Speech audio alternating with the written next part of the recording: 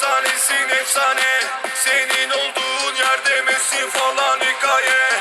Böyle bir kraldan dünyada var bir tane. Attığın bütün goller taraftara hediye. Sü 7 numara sü, 5 kez balon d'Or sü, 10 kez yılın futbolcusu çeyreğin sü. Pes etmek yakışmaz, ey durmaz hiç yorulmaz. Ya taraftar yanında, ha, intikam kanında. Pes etmek yakışmaz, durmaz hiç yorulmaz. Taraftar yanında, intikam kanında.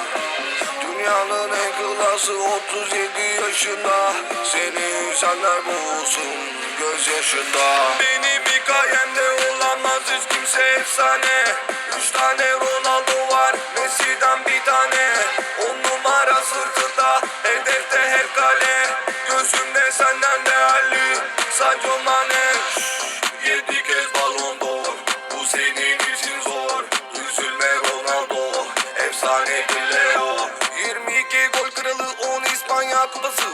Lionel Messi, ya bir dünya klası. 7 kez balon d'Or, bu senin için zor. Üzülme Ronaldo, efsanedir Leo. 22 gol kralı, 10 İspanya kupası. Lionel Messi, ya